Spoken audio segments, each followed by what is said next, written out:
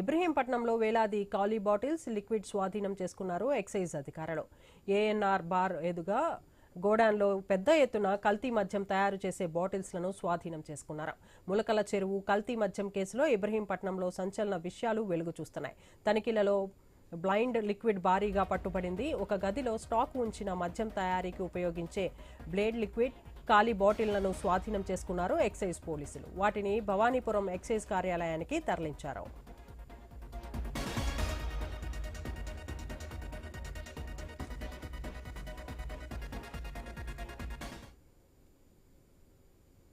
ఇబ్రహీంపట్నంలో వేలాది ఖాళీ బాటిల్స్ లిక్విడ్లు స్వాధీనం చేసుకున్నారు ఎక్సైజ్ అధికారులు. ఏఎన్ఆర్ బార్ ఎదురుగా గోడాంలో పెద్ద ఎత్తున కల్తీ మద్యం తయారు చేసే బాటిల్స్లను స్వాధీనం చేసుకున్నారు. ములకల చెరువు కల్తీ మద్యం కేసులో ఇబ్రహీంపట్నంలో సంచలన విషయాలు వెలుగు చూస్తున్నాయి. తనిఖీలలో బ్లైండ్ లిక్విడ్ భారీగా పట్టుబడింది. ఒక గదిలో స్టాక్ ఉంచిన మద్యం తయారీకి ఉపయోగించే బ్లైండ్ లిక్విడ్ ఖాళీ బాటిల్స్లను స్వాధీనం చేసుకున్నారు ఎక్సైజ్ పోలీసులు. వాటిని భవానీపురం ఎక్సైజ్ కార్యాలయానికి తరలించారు. ఫస్ట్ బ్యాగ్స్ వైట్ వైట్ అవి కాదు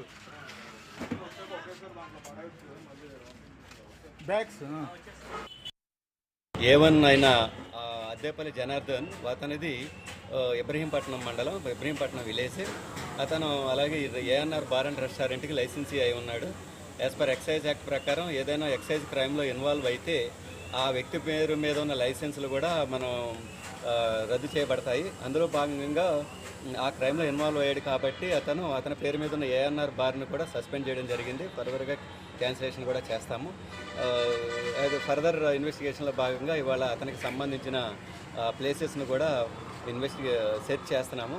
మొత్తం కూడా హై లెవెల్గా దీనికి ఒక ఆఫీసర్స్ దీని గురించి ఆల్రెడీ అపాయింట్ అయి ఉన్నారు. They are looking after this issue. ఇప్పుడు గత 3 రోజుల నుంచి కూడా 5 టీములు వేసి ఇక్కడ ప్రతి suspected places CPO NTR district మాతో అందరితోటి ఇన్వెస్టిగేషన్ వెరిఫికేషన్ సెర్చ్ చేయిస్తున్నారు.